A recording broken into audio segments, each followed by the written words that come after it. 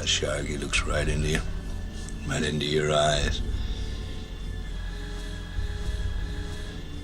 You know the thing about a shark, he's got lifeless eyes. Black eyes, like a doll's eyes. When the ocean turns red. You know, that was the time I was most frightened. Waiting for my turn. The famous story behind the book and the film Jaws was actually inspired by a series of grueling real-life shark attacks. Even after 40 years, the Jaws franchise continues to sit comfortably among Steven Spielberg's most prestigious achievements, which includes the likes of Indiana Jones and Jurassic Park as well. As a masterful, suspenseful thriller chronicling a series of shark attacks across Amity Island, Jaws continues to reign supreme as one of the all-time classic horror films. But while the series of deadly shark attacks plagued the island and its inhabitants of Amity, is there any real-world basis for the attacks of this caliber? Surprisingly, yes. So today, stick with us and let's discuss the actual killing spree that inspired the original Jaws novel. The event in question is referred to as the New Jersey Shark Attacks, or sometimes as the Jersey Shore Attacks. In the summer of 1916, across the span of 11 days, one single great white shark terrorized the inhabitants of the Jersey Shore. This series of savage attacks claimed the lives of 4 victims and severely injured a 5th.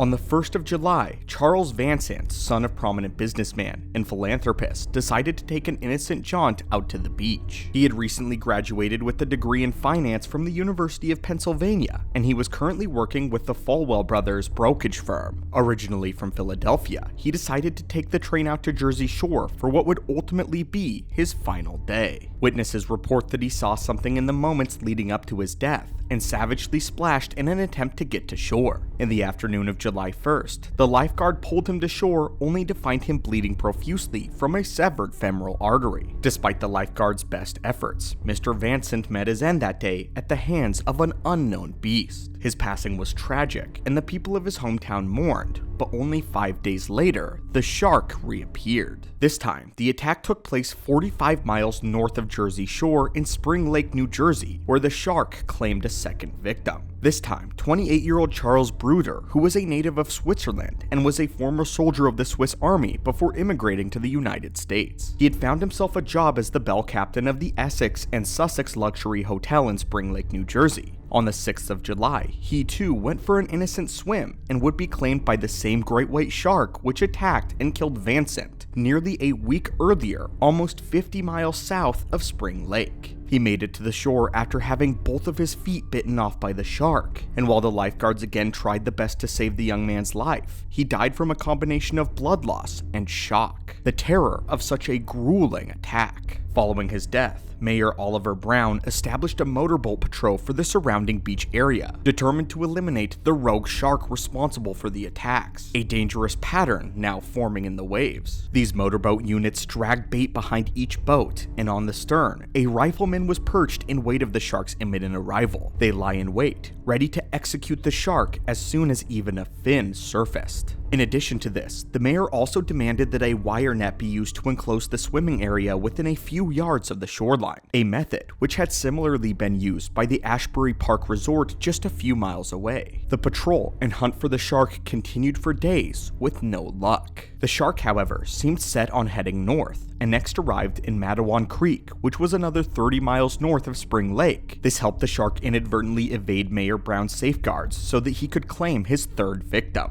Now, a pattern was beginning to form. When the shark arrived at Matawan Creek, he met the boy who would become his youngest and most tragic victim. On the 12th of July, only 12-year-old Lester Stillwell went out into the current to play with some of his friends, and his attack was the only one to have any direct witnesses. What's different about his attack, however, was that Stillwell was swimming in a creek which was a mere 11 miles wide at most. There is no logical reason why a shark should have been able to make it this far north, let alone how a massive shark made its way into the town creek. They were far from the open ocean, and at the time, a shark attack here would have thought to have been impossible. Just a few short minutes before the attack, a retired sailor by the name of Thomas Cotterwell was able to cross a bridge about 800 yards away where Stillwell and his friends were playing. From here, he saw the looming shadow of something large beneath the waves, and it was moving inward with the tide. He immediately ran for a phone to reach the chief of police, and sprinted to the shore as fast as his legs could carry him, shouting about an impending shark attack the entire way. But a shark attack in the local creek miles from the nearest beach was thought to again have been impossible. According to the report, Stillwell's friends watched him being attacked as they fled to shore to get help. He first was pulled under the water, and then he re-emerged, screaming, being flung around in a violent frenzy, yelling and splashing. His friends swam as quickly as they could to the shore, where Captain Cotterwell was fast approaching. The rest of the people on that beach that fateful day immediately scrambled to find and rescue the young boy.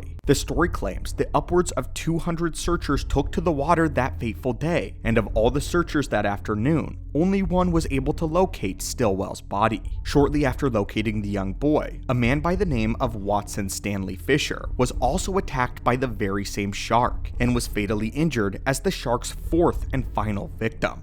Fisher died later that day from his injuries, but was separated from Stillwell's body in his attempt to get back to shore. The boy had entered the water in search of the body, not believing that a shark could have made its way this far inland. Unfortunately, Lester Stillwell's body would not be found for another 2 days. Lester Stillwell, however, seemed to parallel the death of Alex Kinter, who was the youngest victim in the first Jaws entry. In the film, this is the second shark attack, and is what sends the townsfolk into an enraged frenzy, demanding to find the source of all these heinous attacks and kill the shark responsible. In the real world, however, there was one survivor of these savage attacks by the name of Joseph Dunn. 14-year-old Dunn was attacked just half an hour after Fisher was declared dead. Word quickly made its way downstream of a shark attack, where Dunn and his friends were then swimming, and they rushed for the dock upon hearing that a shark was nearby. Dunn made it all the way to the ladder before being grabbed, and he remembers feeling his entire leg being swallowed by the shark's mighty jaws. He was, however, able to make it onto the surface with severe injuries to his leg, but the man was alive. Dunn was rushed to the hospital and was the only victim to have survived this shark's wrath, with these shark attacks sending several towns up in arms. In response, hundreds of men found their way to the streams, armed with rifles and shotguns, all pointed towards the water. Razor wire was lowered into various points across the creek, and at the head of the hunt, Captain Cottle vowed to end the shark right there and then.